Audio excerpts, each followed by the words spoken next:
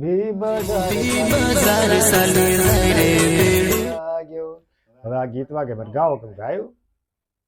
મારા મતે એવું કયું ગીત છે તમારા દિલને બહુ વાલ? દિલે દિલાસો નયા મને તારી યાદ આવે છે.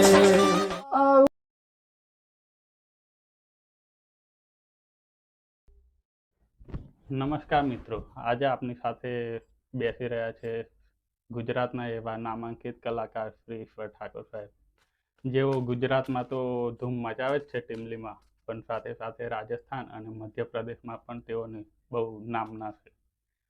તો આજે આપણે આપણી યુટ્યુબ ચેનલમાં એમની વિશે, એમનું સફળતા વિશે, એમની મહેનત અને લગ્ન વિશે બધી વાત કરીશું. નમસ્કાર સાહેબ. જી નમસ્કાર. સૌ પ્રથમ તો તમે તમારો પરિચય આપો. નમસ્કાર દોસ્તો, હું લોક ગુજરાત ગાયક ઈશ્વર ઠાકોર આપ સૌને જય મહાકાલ, જય માતાજી, બધાને ખૂબ ખૂબ શુભકામનાઓ પાઠવું. અને આપની સાથે કદાચ આ ચેનલ દ્વારા, જે ચેનલનું નામ છે ધ રોયલ બેઠક શો, ધ રોયલ બેઠક શો, જેમાં આજે મને મારા પરમ સ્નેહી મિત્રએ બોલાવ્યો છે અને હું તમારી સાથે પણ આજે કદાચ હું સંલગ્ન થઈ શકું અને તમારી જોડે બે ઘડી વાત પણ કરી શકું છું. એટલે મિત્રએ બોલાયા છે, એમની જોડે બે ઘડી વાતો કરીએ. એટલે એ ક્વેશ્ચન જે પણ પૂછતા એમને આપણે જવાબ આપીએ. બોલો બોલો. સૌ પ્રથમ તો તમારા બાળપણ વિશે જણાવો. બાળપણ તો ધીંગા મસ્તીથી ચાલુ થયું હતું દોસ્તો સાથે. ઘણા બધા મિત્રો છે જે મારે અત્યાર સુધી મારી જોડે જે ભણ્યા છે, રમ્યા છે. નદી કોતર કોઈ કંઈ છોડી નથી, રમવાથી બાળક કોઈ વસ્તુ છોડી નથી. અને એમાંય એવું છે મિત્ર કે ઘણા બધા મિત્રોએ મારે આ દુનિયામાં મિત્રોએ મદદ કરી છે, એ જ મિત્રોએ મને મદદ કરી છે. અને મિત્રો પણ મારા અત્યારે ઘણા બધા જે છે અત્યારે, એ પણ મારા સાથે જ છે અત્યારે. અને જે અત્યારે નથી એમણે પણ મને ખૂબ સપોર્ટ કર્યો હતો. એટલે બાળપણ તો મારું ધીંગા મસ્તીથી વીત્યું હતું. શાળાના દિવસોમાં તમે કેવા હતા? મસ્તીખોર. શાળાના દિવસમાં મસ્તીખોર હતો અને છેલ્લે બેસવાની આદત હતી. અને અમારા એક ટીચર છે, નામ નહીં લો અત્યારે, બહુ મારતા હતા. હું છેલ્લે બેસતો હતો એટલા માટે, કારણ કે મસ્તી બહુ કરતો હતો એટલા માટે. એટલે શાળાનું બાળપણ આ રીતનું ગયું છે, પણ બહુ મજાનું ગયું. શું તમે બાળપણમાં નક્કી કરી લીધું હતું કે સિંગર જ બનવું છે કે કઈ બીજી લાઈફ? બાળપણમાં સ્કૂલે જતો હતો ને હું, ત્યારે મને પોતાને સ્કૂલે જવું એટલે ઘંટ વગાડવાની બહુ ખરું ને ઈચ્છા થતી. એટલે પહેલો જતો હતો સ્કૂલે. એટલે પહેલો ઘંટ વગાડવા માટે હું ત્યાં ઊભો રહેતો હતો. પહેલાં એ વગાડું પછી સીધા પ્રાર્થના થતી ને માતાજીની સ્કૂલમાં, ત્યારે ઢોલકું વગાડવાનો બહુ શોખ. તો ઢોલકું વગાડવા બેસી જતો. સરસ મજાની બહેનો હતી અમારી સાથે, જેમના નામ લઈશ: વરજુબેન રાવજી, જવરીબેન ચંદ્રા, ખાસી બહેનો છે. સરસ મજાની પ્રાર્થના ગાતી હતી એ સમયે. એમની સાથે પ્રાર્થના કરતા હતા. એટલે સંગીતનો ત્યાંથી આમ થોડુંક મનમાં કીડો હતો જ, ત્યાંથી કીડો હતો. થોડા ભણ્યા, આગળ વધ્યા ધીમે ધીમે ધીમે. એમાં આગળ વધીને હવે કોલેજમાં પણ ગયા. કોલેજમાં ગયા એટલે કોલેજમાં પણ જઈને ત્યાંના જે ફંક્શન થતા હોય તેમાં પણ આપણે જે આપણે એમાં ઇન્વોલ્વ થયા. અને એમાંય પણ ભગવાનની દયાથી મને 3 વર્ષમાં ફર્સ્ટ મને પોતાને મળ્યું વોકલ માટે, સંગીત ક્ષેત્રમાં મને. એટલે ત્યાંથી એ થયું ને માતાજીની દયાથી ત્યાંથી કીડો ઉપજ્યો. કારણ કે પહેલેથી બનવું. પછી એવું થઈ ગયું કે જ્યારે પછી બેન્ડમાં ચાલુ કર્યું ને, પછી બેન્ડમાં ઇન્વોલ્વ થયો. પછી મારા પરમ સ્નેહી મિત્ર છે રાજેશ રાવલ કરીને. તો રાજેશ રાવલ કરીને એમને મિત્રએ બેન્ડ લાવ્યા અને એમને મજાકમાં મને કીધું કે તમે આમાં ગાશો. હવે આપણો તો આઈડિયા નહોતો, પણ મજાકમાં કહી દીધું કે ગાશું આપણે. પણ એમ મિત્રે પોતાનો ખર્ચો કરીને આખું બેન્ડનું સામાન લઈ આવ્યો. હમ. આખું સામાન લઈ આવ્યો પછી ત્રીજા દિવસે મારે ઘરે આવ્યો કે ચાલ ભાઈ તારે ગાવા આવવાનું છે. હવે ઘરે ડેડી નોકરી કરતા હતા એટલે આપણે તો મારે તો પોતાને ખરું ને આ બાબતે પહેલી તો તકલીફવાળું કામ હતું કે આ ધંધો આપણને શોભે નહીં. પણ ફાયદો એ થયો કે ડેડી તે સમયે 15-20 દિવસ બહાર રહેતા હતા નોકરી માટે, એટલે એમાં હું ગાપચી મારીને બેન્ડની પ્રેક્ટિસમાં જતો હતો અને ત્યાંથી શીખ્યા આપણે. રાજેશ રાવલનો પણ ખૂબ ખૂબ આભાર. એના પછી હું પોતે જ્યારે બેન્ડમાં ગાવાનું ચાલુ કર્યું ને ત્યારે ઘણા બધા મિત્રોએ કીધું મને કે ઈશ્વરભાઈ આટલું સરસ ગાવો છો તો તમે એમ કે કેસેટમાં સ્ટુડિયોમાં કેમ ના ગાઓ, સ્ટુડિયોમાં કેમ ના ગાઓ. ત્યારે પછી મને એમ થયું કે લાવો સ્ટુડિયોમાં ગાવું છે, સ્ટુડિયોમાં ગાવું છે. બહુ મહેનત કરી સ્ટુડિયો માટે. તે સમય માટે અત્યારના છોકરાઓ જેવું નથી કે જ્યારે ડાયરેક્ટલી બની જાય છે. તે સમયે તો એમાં એવું હતું કે તબલા અને બબલાવાળા કેટલા બધા વગાડવાવાળા આવે, પછી ટ્રેક બને એટલે 1 મહિના પછી કેસેટ બનતી હતી. એના માટે આણંદ માસ્ટર સ્ટુડિયો, સુરમંદિર સ્ટુડિયો, પછી શ્રીરામ સ્ટુડિયો, અમદાવાદના સ્ટુડિયો, બધા સ્ટુડિયોમાં ફર્યા અને આખરે છેલ્લે નિરાશ પણ થયો.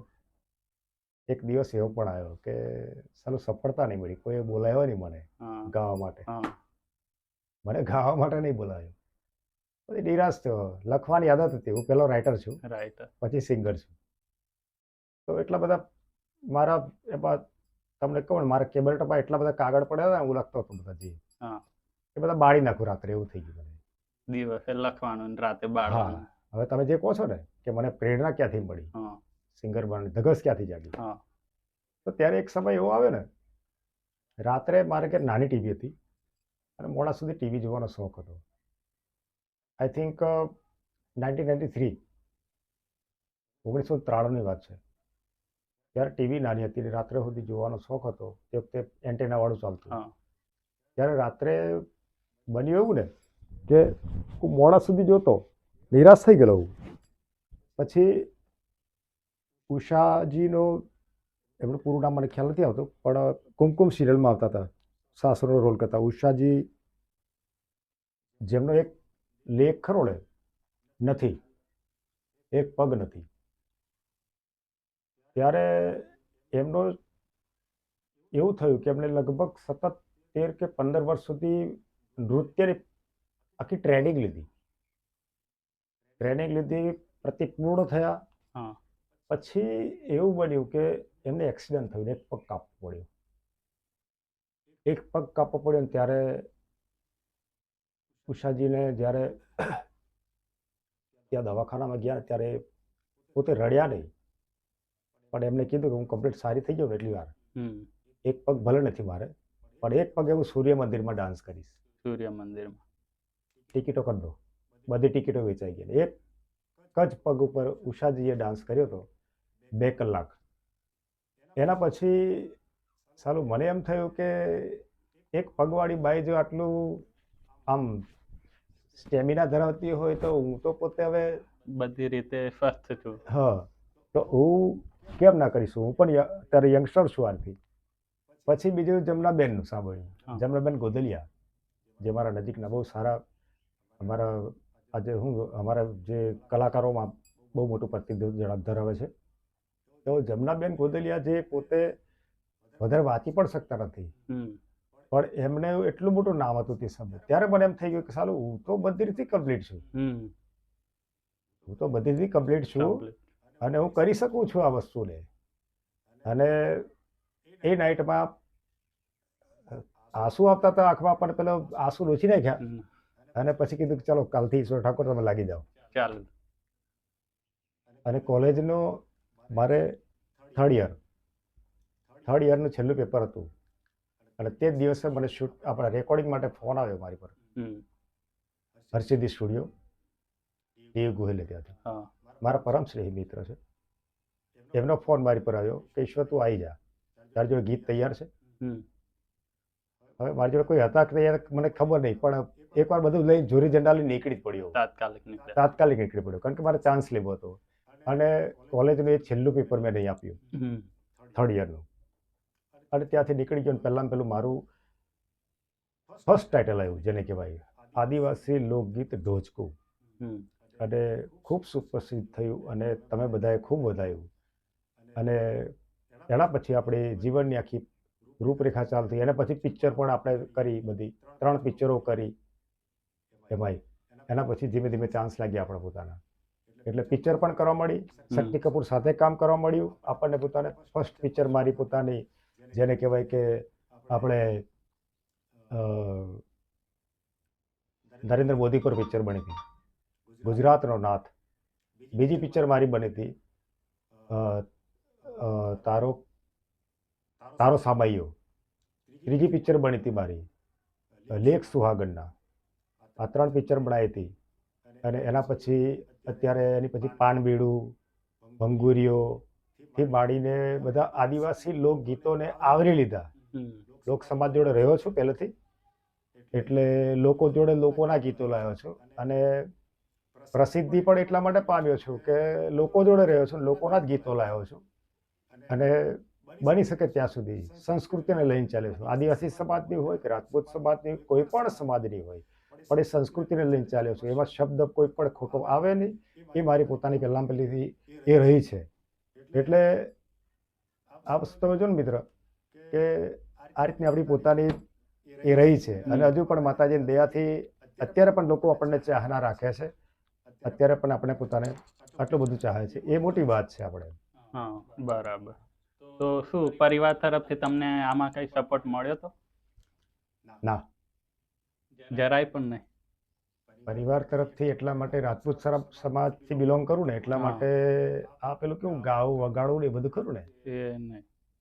એ બહુ ઓછું હોય તો. એટલે પહેલાં પેલું ફાધરની જ મનાઈ હતી આ બાબતે. હા. પણ મારા મમ્મીનો સપોર્ટ હતો મારી પાસે. હા, માતા હોય એટલે મારા જોવાનું. મમ્મીનો સપોર્ટ હતો કે આને ગાવાની ઈચ્છા હોય તો ગાય. મારા પપ્પા પણ સારા ગાયક છે. પણ પેલું કેવું કે આ બેન્ડમાં ઈધર કિધર ગાય એ સારું નતું લાગતું. શોખથી ગાતા.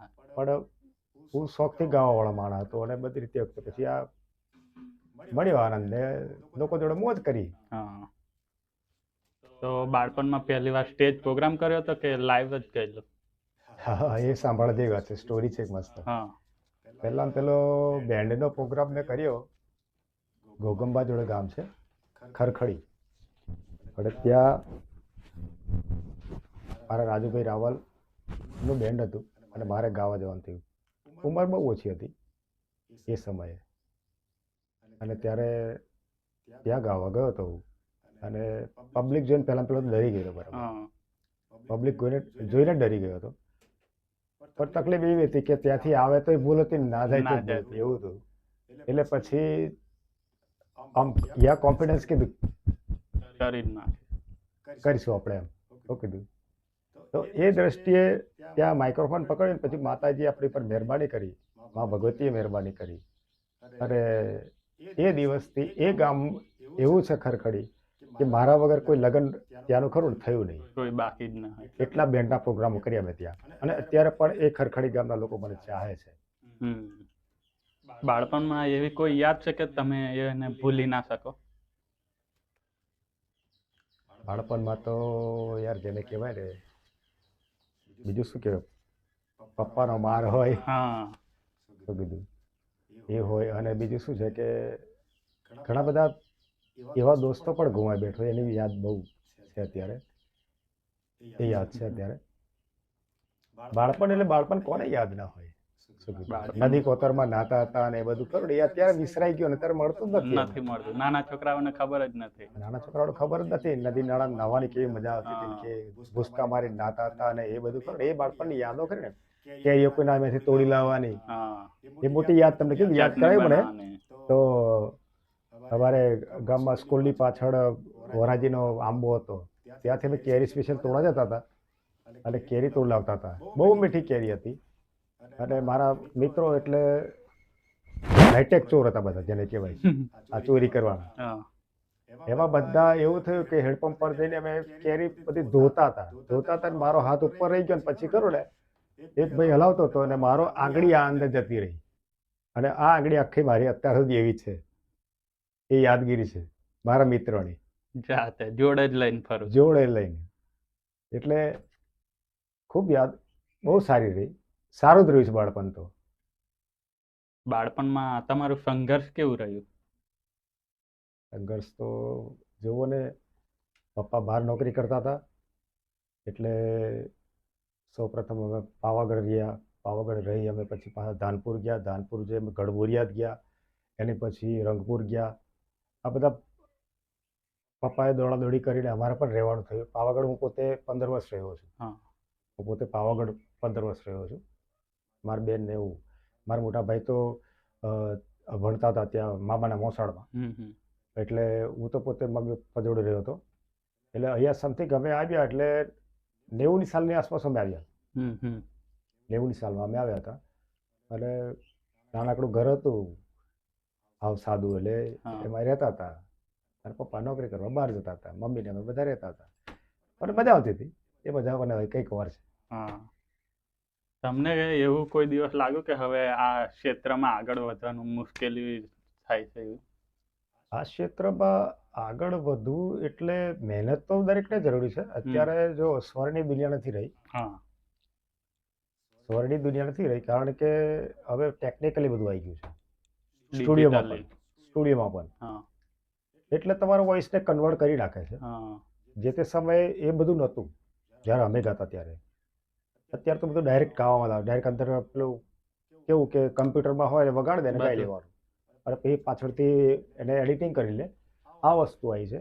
અત્યારના છોકરાઓ માટે તો એ સંદેશ છે આપણા માટે કે મહેનત કરો, અચ્છા સુર પર મહેનત કરવાની. હા. મેન વસ્તુ સુર પર છે. સુર પર તમે મહેનત કરશો એટલું તમે આગળ વધશો. અને એ જ મોટા મોટી આપણી પોતાનો ખજાનો છે એને કહેવાય. આગળ વધવું હોય તો સુર ધ્યાન રાખવાનો, રિયાઝ કરો. અમે કદાચ એ સમય નથી કરી શક્યા પણ તમે કરજો અવશ્ય. એટલા માટે નવા યુવાનોને પણ કહું છું. એટલે ધ્યાન રાખજો, સરસ મજાનું ગાજો પણ સમાજને લઈને ગાજો. તો હવે તમે સંગીત કરવા ગયા હતા, તમારી પહેલી કમાણી સંગીતમાંથી કેટલી થઈ હતી? ભાડું પણ મારું પોતાનું હતું. એ સમયે ભાડું પણ મારું પોતાનું હતું. એ સમયે નહીં પૈસા મળ્યા. બેન્ડમાંથી જે પૈસા મળતા હતા ને હા. એ પૈસાના ભાડાએ હું પોતે સ્ટુડિયોમાં ગયો છું અને ત્યાં ગાયું છે.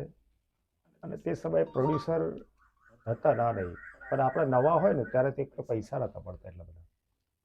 પૈસા તો તમને જમાડી દે, ખાવા પીવાનું બધું, ખાવા પીવાનું બધું, પણ ગાડી ભાડું પણ તમારે પોતાનું હોવું જોઈએ.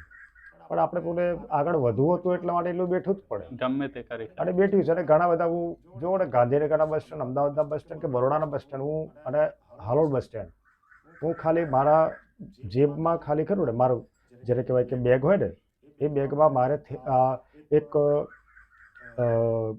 નાની સરખી કરીને સાલ હોય, એક જોડી કપડાં હોય, બ્રશ હોય અને એક પાણીનો બોટલ હોય. એ લઈને જતો હતો અને ઊંઘી રહ્યો છું. કારણ કે તે સમયે સ્ટુડિયોનું કામ 5 વાગે પતતું એટલે 5 વાગે સ્ટુડિયો બંધ કરી દે એટલે સીધા ત્યાં રોકાવાના દે એટલે પછી સ્ટુડિયો આપણે સીધા જઈને બસ સ્ટોપ પર જઈને ઊંઘી જવું પડે. ઊંઘ્યા છીએ શું કીધું. અને ઊંઘવું પણ પડે. સંઘર્ષ વસ્તુ તો એ જ છે ને. અત્યારના છોકરાઓને સંઘર્ષ નથી અત્યારે. તમારું પહેલું રેકોર્ડિંગ ક્યારે થયેલું અને કેવી રીતે થયેલું? આઈ થિંક મારું પહેલું રેકોર્ડિંગ તમને કહું ને 2003માં થયું. 2003માં મારું રેકોર્ડિંગ થયું.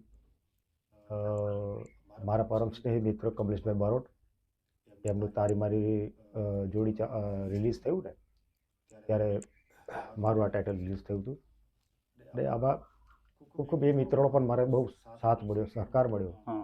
જયેશભાઈ બારોટ છે બહુ, અને ફિલ્મ લેવલે વીડી પટેલ, પછી જયેશ જોશી, થી ભાડીને બધાએ મને ખૂબ હેલ્પ કરી. અને એટલા કારણે ઈશ્વર ઠાકોર અત્યારે ઈશ્વર ઠાકોર બની શક્યો છે. બાકી ઈશ્વર ઠાકોર અત્યારે ઈશ્વર જ હોત, કંઈ ઈશ્વર ઠાકોર ના બની શક્યો હોત. તમારી પહેલી મોટી સફળતા કયા ગીત દ્વારા મળી હતી? ગીત અથવા કોઈ ફિલ્મ? મને સૌ પ્રથમ પેલી મારા ગીતથી સફળતા મળી હોય ને મને તો પાનબીડાથી મળી. પાનબીડું તો રાતું રાતું પાનબીડું એનાથી મળી મને. અને ખૂબ લોકચાહના મળી એ ગીતથી મને. એનાથી જ મને ખૂબ લોકોનો પ્રતિભાવ મળ્યો. એનાથી મારી પોતાની એક ઓળખ ઊભી થઈ. હમ. અત્યારે પણ લોકો પાન બીડું કહે છે મને મળું ત્યારે. ટીમલી સંગીત તરફ તમારું ખાસ કેવી રીતે ધ્યાન દોરાય કે ટીમલી ટીમલી જ કરવી સંસ્કૃતિ છે? એટલા માટે ટીમલી એવું નથી. ટીમલી એવું છે કે જો એક બિઝનેસ પણ છે આ વસ્તુ સંગીત અને આપણો શોખ પણ હોય. હમ. ટીમલી વસ્તુ આપણે અત્યારે ભજન ગાવા જાવ ને તો કાંઈ રૂપિયા ના મળે એટલા બધા, ના મળે. બરાબર. અત્યારે ટીમલી ગાઉં ને તો મને પૈસા મળે ને લોકો મને ચોઈસ કરે.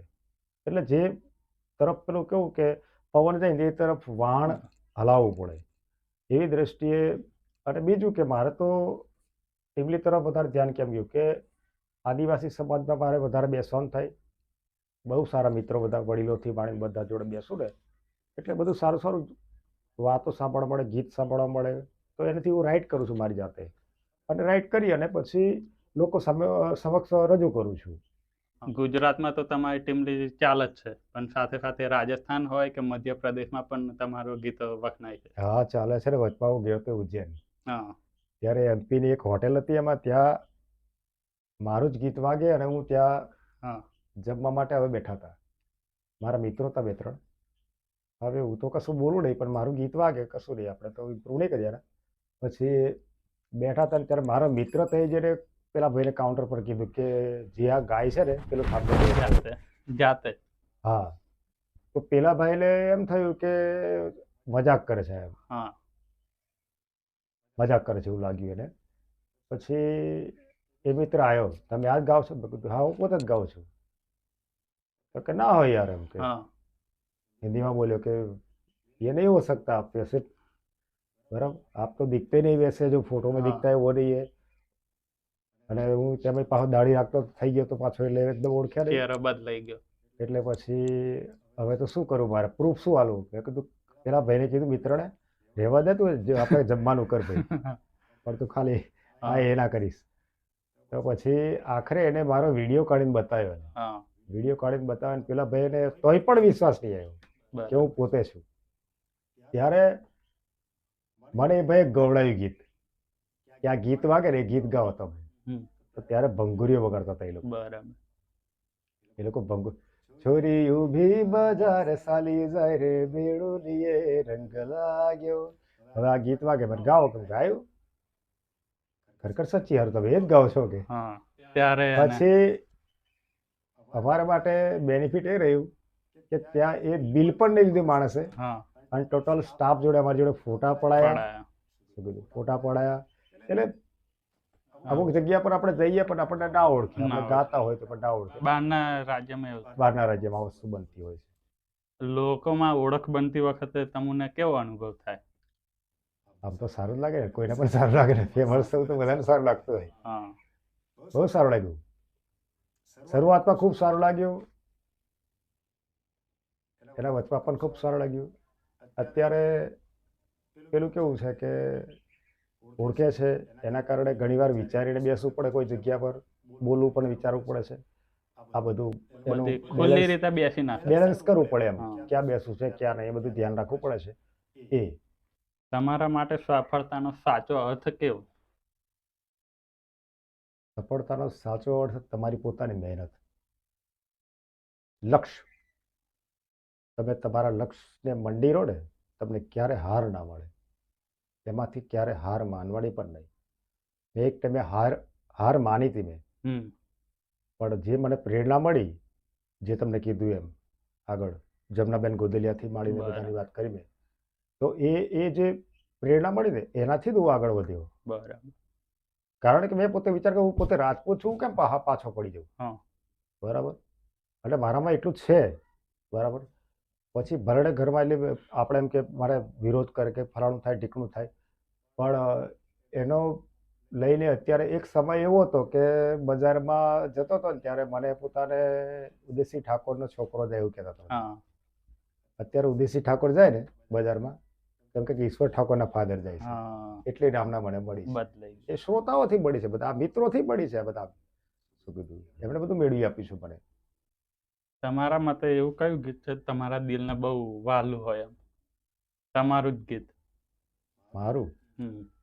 દિલે દિલાસો નયા મને તારી યાદ આવે છે, આવું આવું કહીને ગઈ તું, દિલિયા મારું તોડીને ગઈ તું. આ દોસ્તો તમારા માટે છે સ્પેશિયલ. પાનબીડું ગીત વિશે તમે અમને થોડી જણાવશો? હા, પાનબીડું ગીત તો એમાં એકચ્યુઅલી એવું છે, પાનબીડું ગીત મારે પેલું ગીત બનવું ને મારા મગજમાં આપણે આ તમે બેઠા છો હું બેઠો છું તો મિત્રો જોડે બેહું ને ત્યારે ઓટોમેટિક ગીત બને છે. હા. એટલે મારે સ્પેશિયલી લખવા બેસું કે ફરાંટીકું નથી બનતું, મારા મોબાઈલમાં રેકોર્ડ કરી લઉં છું, હા. પછી જાતે આખું બનાવું છું, 2 લાઈન લખી દઉં છું. પાનબીડું ગીત એવું છે કે જેમાં આ ગીત અરુણાચલ નું ઓરિજિનલ કમ્પોઝિશન છે. બેર પાકો બારમાસા, હવે આ ગીત છે, હવે આ હાડું સાંભળ્યું મને ખૂબ ગમ્યું હતું. હા. અને એક મિત્ર લઈ આવ્યા હતા અને સંભળાયું, મને ગમ્યું. પછી ઇન્દુભાઈની દુકાન પર આપણે બરાબર. ઇન્દુભાઈ પાનવાળા દુકાન પર બેઠો હતો, ત્યાં સારું પાન બનાવતા હતા, એટલે પછી સીધું ખરું મારા મગજમાં બેઠું, રાતું રાતું પાન બીડું છોડી આવ ને ખવડાવું તને પાન બીડું, એ રીતે આ ગીતની રચના થઈ હતી.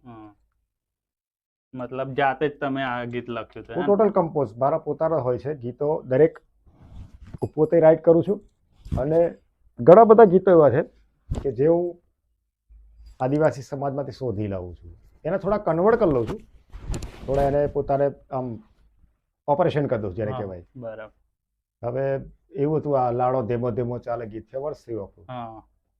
તો એ ગીતમાં એવું હતું કે સિમ્પલી જેને કહેવાય કે એ બાજુ હું સાકટાણા સાઈડમાં ગયો હતો તો ત્યારે બહેનો ગાતી હતી એના લગ્ન ગીત, તો મારું બેન્ડ હતું ત્યાં, હવે પેલું અમારું બેન્ડ બંધ કરાવીને પેલું લગ્ન ગીત ચાલતું હતું, સાંભળ્યું તો એ લોકો કેવું ગાતા તે સંભળાય, કોમેડી જેવું કામ છે.